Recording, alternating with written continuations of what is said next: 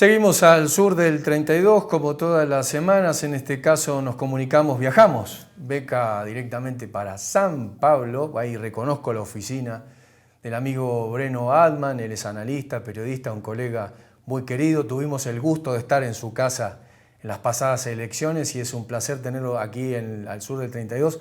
Beca García, Lalo Recanatini te saludan. Breno, ¿cómo estás? Buenos días. Todo bien, muchas gracias por la invitación. Para mí es un honor estar con ustedes para hablarnos un poco de nuestros temas latinoamericanos.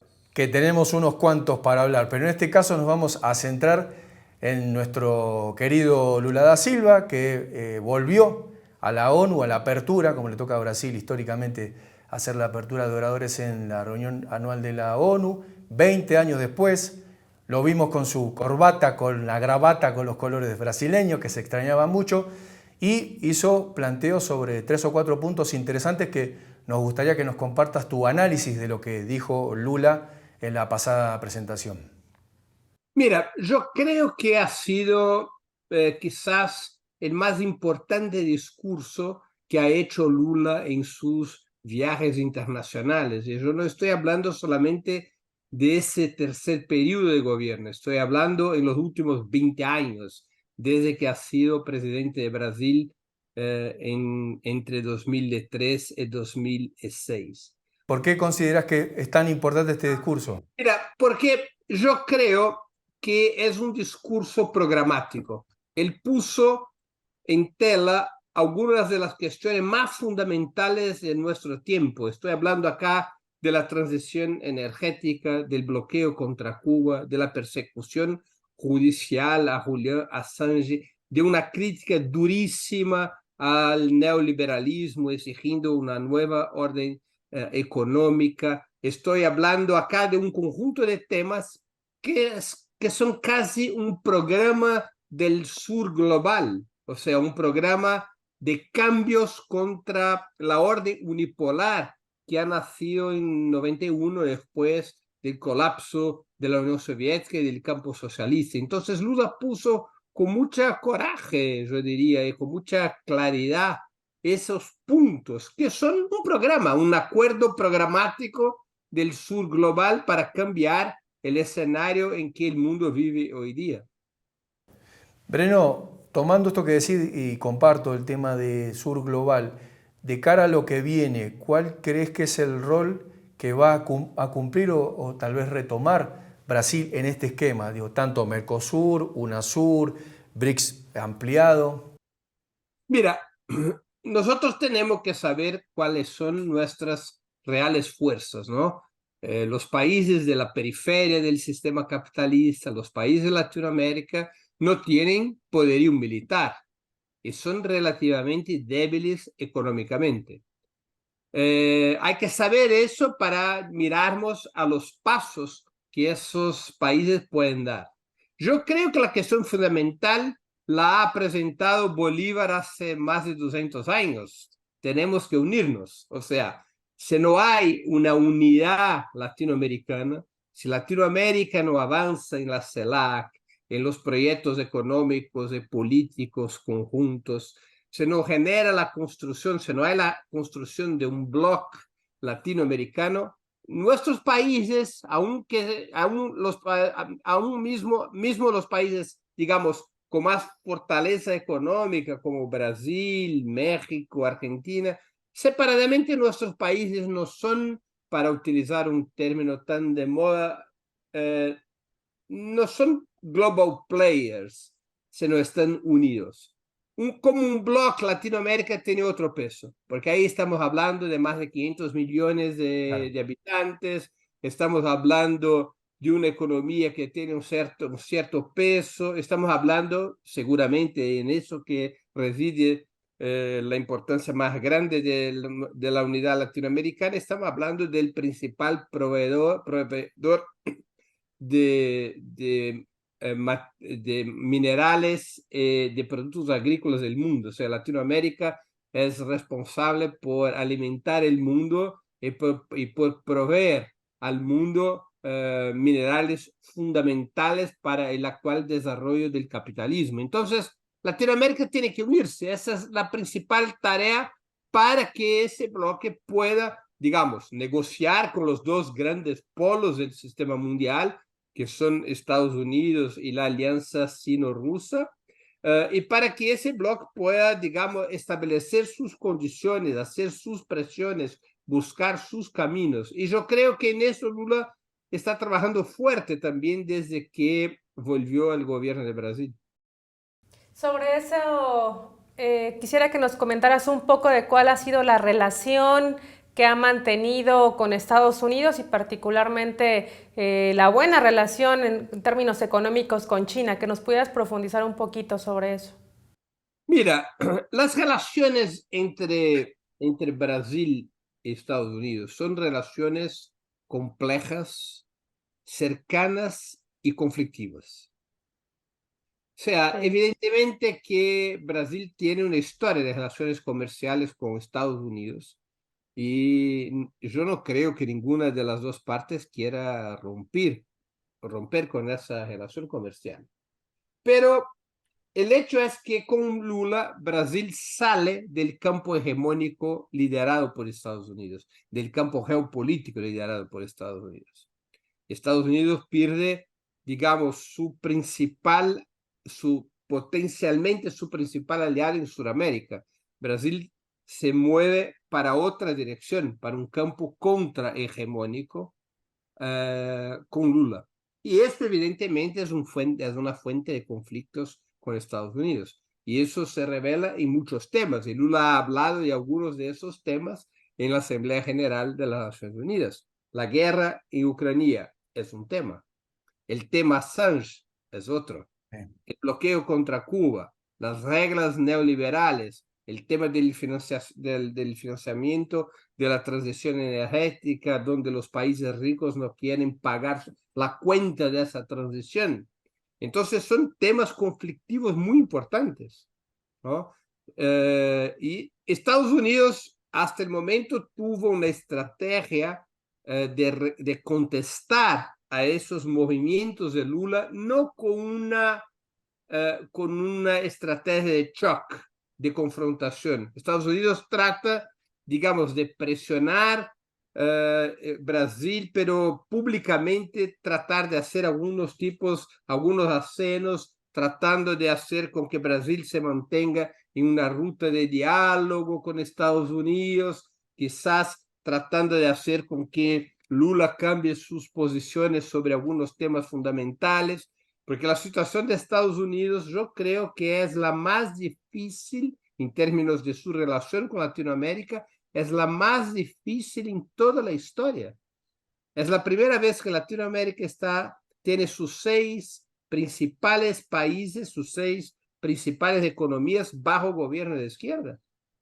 Eso no había pasado jamás. Estamos hablando de más del 90% de la economía, más del 90% de la población bajo gobierno de izquierda, porque estamos hablando de México, estamos hablando de Brasil, estamos hablando de Argentina, estamos hablando de Venezuela, de Colombia y de Chile. Es verdad que Chile tiene una política externa, digamos, Particular. más proclive a Estados Unidos que los otros 5 países. Pero Chile es un país pequeño, no tiene mucha importancia, aunque su economía sea la sexta economía de Latinoamérica, ¿no?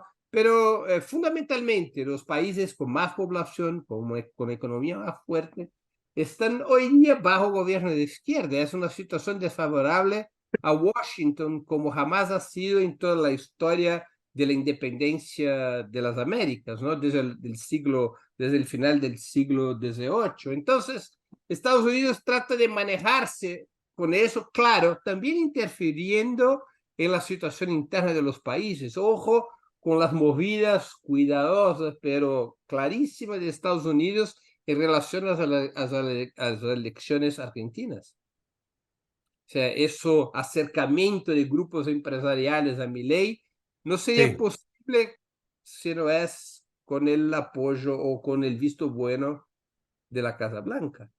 de un sector, sí, totalmente, Vereno. Hablando de esta relación ambigua que se da con Estados Unidos, trascendió a raíz de un suceso que ahora vamos a comentar, que tal vez en aquel proto intento de golpe de Estado, por primera vez Estados Unidos no dio un apoyo cabal a la interrupción democrática, y al respecto lo que parecía una sospecha o se comentaba en algunos círculos, ahora toma otro cariz con las declaraciones de Mauricio Cid. ¿Qué nos podés contar al respecto? Que nos cuentes un poco el suceso, que es muy reciente para el público hispanoamericano, y también tu análisis. Claro, eso es un elemento importante en la escena política brasileña. Mauro Cid es un militar, un Sí. teniente coronel del ejército. Su padre es un general del ejército brasileño, aunque ahora jubilado.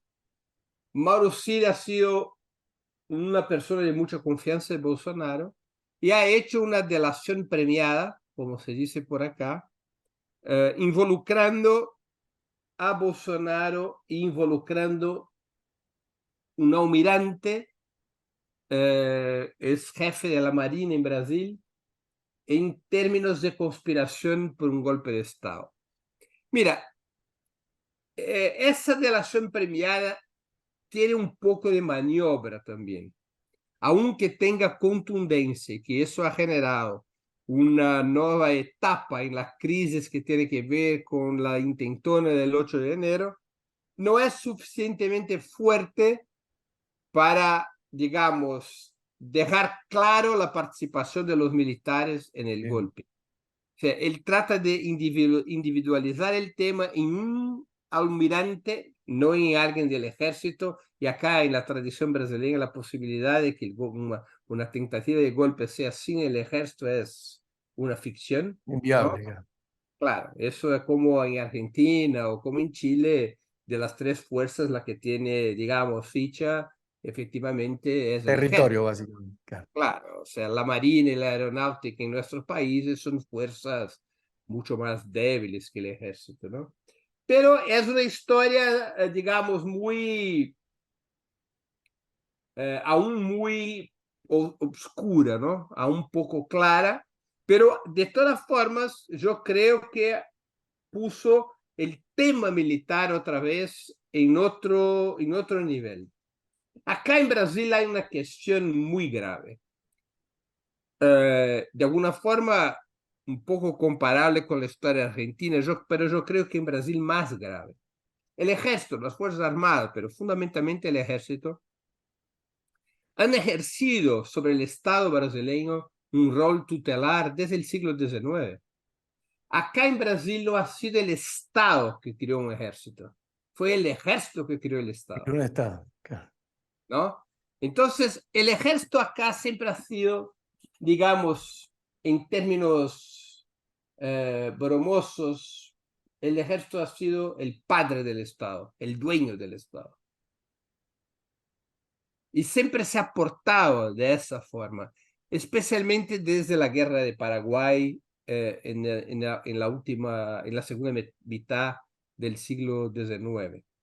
El ejército tuvo un rol muchas veces directo, especialmente durante el periodo de la dictadura militar entre 64 y 85, y en otros periodos funcionó como una fuerza de reserva de las élites empresariales del país, interviniendo en la situación política Tutelando. siempre cuando ha sido necesario, o para impedir o para tumbar gobiernos populares o para imponer soluciones políticas de uno u otro tipo. Y volvió a tener un rol directo con Bolsonaro. Bolsonaro de alguna forma ha sido, a mi juicio, la vía institucional por la cual las Fuerzas Armadas volvieron al gobierno. Había más militares en el gobierno Bolsonaro que en la dictadura militar. Eso es un Notable. hecho, ¿no? Estamos hablando de miles y miles de militares que estaban en posiciones de gobierno, ganando sueldos increíbles, porque Bolsonaro hizo aprobar una instrucción por la cual los militares que se iban al gobierno podrían acumular su sueldo militar con su sueldo civil. Entonces, hubo acá generales que estaban como ministros o en otras funciones de Estado que llegaron a ganar como, tratando acá de hacer un cambio por dólar, llegar a ganar $40,000 mensuales. Mucho. $40,000 mensuales, claro. Es una cosa absurda, ¿no? Entonces, el tema es que si Brasil no logra superar la tutela militar, eso va a ser siempre un factor de inestabilidad. Y Brasil no ha logrado hacerlo, porque hizo la transición de la dictadura a la democracia con una amnistía preventiva a los militares. No ocurrió acá lo que se pasó en Argentina. Juicio a las juntas, claro. Ni siquiera lo que ocurrió en Chile, que es una situación, digamos, intermediaria. Acá nada se pasó. Acá jamás nada se pasa con los militares. No hay en la historia brasileña ningún general que estuvo a servicio de ese rol de las Fuerzas Armadas como partido militar de las élites económicas de Brasil. Jamás en la historia un general ha ido a juicio. No lo ocurrió en la guerra de Paraguay, no ocurrió en ningún otro momento de la historia, no ocurrió en la dictadura, por cuenta de la dictadura militar de 21 años. Y ahora otra vez los militares logran hasta el momento una especie de amnistía preventiva. No hay un solo militar entre los que están bajo juicio por el 8 de enero. No hay un solo. Mauro sí no está preso por eso. Está preso por un tema de estafa, o sea, por un tema Sí, de de las joyas. falsificación de las vacunas, de los certificados de las vacunas, por otros temas. Por el 8 de enero no hay un solo militar bajo juicio. Bueno, con la delación premiada de Mauro sí, puede ser que algún militar tenga que responder por eso. Y Mauro Cid en su delación premiada ha enderezado el nombre y apellido de ese militar, que es un almirante de la Marina, el antiguo jefe de la Marina en el gobierno Bolsonaro, Garnier. A ver lo que ocurre.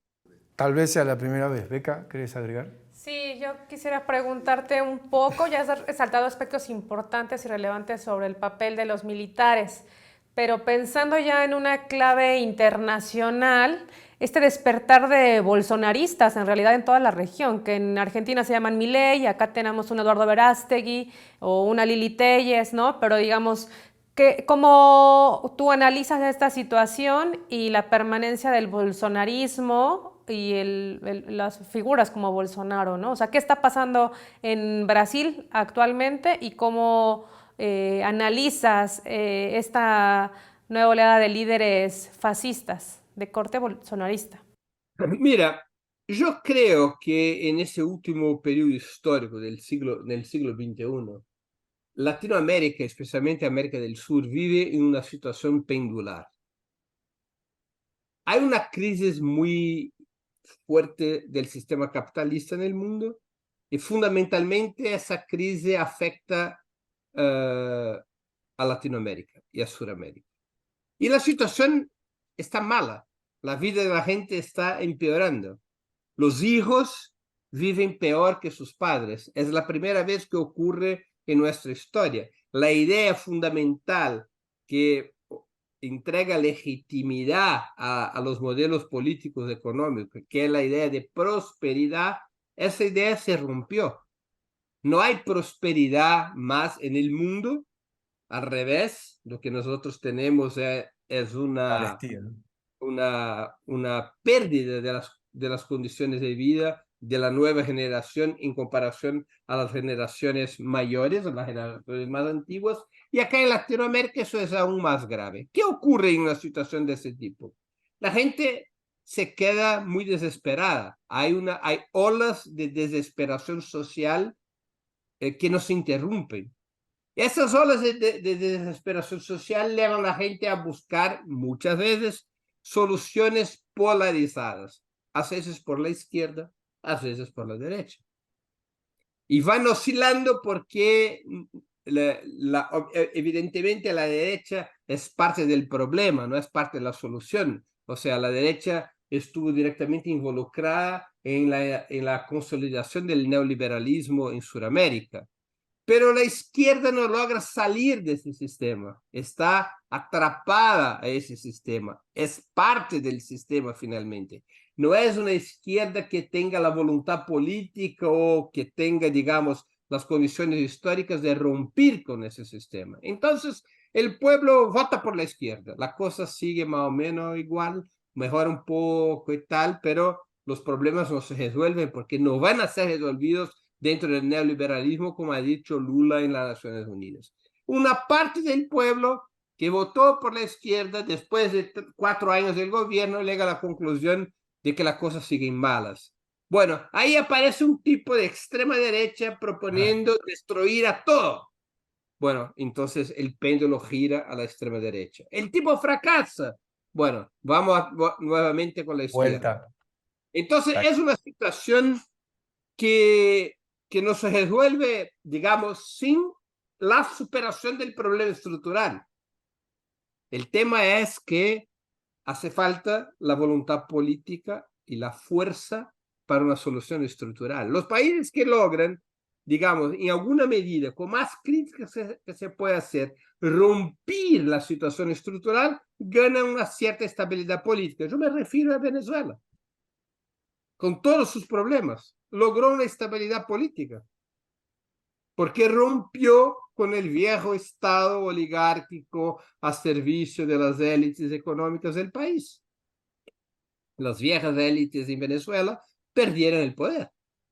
Eso no se puede decir sobre los demás países de Sudamérica. Muchas veces la izquierda llega al gobierno en esos países, llegó en Argentina, en Brasil y otros tantos, pero eso no significa que las élites económicas perdieron el poder del Estado, porque siguen las Fuerzas Armadas, en el Poder Judicial, en el Parlamento, en las agencias del Estado, en la burocracia, y claro, la presión del poder económico, del capital financiero, de las relaciones internacionales, y esos gobiernos se quedan, digamos, atrapados en una situación que parece imposible superar, y muchos de esos gobiernos, digamos, se toman de un sentimiento muy derrotista, de que no se puede hacer nada más de lo que se hace, tenemos que mantener más o menos las cosas como son, tratar de mejorar un poco para allá, un poco para acá, pero sin soluciones estructurales, y eso es una crisis permanente, el péndulo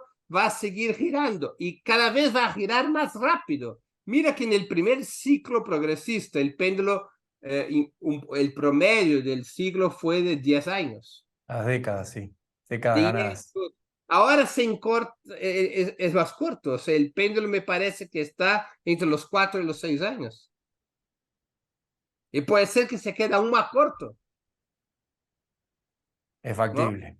Entonces, bajo ese escenario, que yo creo que la extrema derecha en Brasil, el bolsonarismo, como en otras partes, en Chile tiene elecciones el próximo año. Argentina ese año, Chile es el próximo. Colombia a seguir. Son países en los cuales la extrema derecha puede volver a ganar elecciones. Argentina, Brasil, Chile, Colombia. Es Sí, una por primera vez situación, llegar por vía democrática al claro, poder. es posible que eso ocurra porque las fuerzas de izquierda llegan al gobierno por la insatisfacción popular con el neoliberalismo, por las condiciones de vida, de existencia que el neoliberalismo impone a la gente, pero la izquierda no tiene voluntad y fuerza y voluntad para soluciones estructurales. Y eso hace con que la gente se frustre, y cuando la gente se frustre, hay nuevamente el péndulo gira a la extrema derecha. Otra vez empezar. Bueno, nos deja pensando, Breno, nos deja muchos puntos para analizar más adelante y seguramente estaremos en cualquier momento conversando nuevamente con Breno Altman, analista, periodista, colega, amigo desde San Pablo, brasileño, que nos dio un panorama de lo que está pasando y esta teoría del péndulo que vuelve a cobrar fuerza. Muchísimas gracias, Breno, por haber estado en el Sur del 32. Muchas gracias a ustedes. Para mí es siempre un honor esa invitación. Estoy siempre a la orden de ustedes. Gracias, Bueno, Breno, un gusto. Hasta gracias. luego.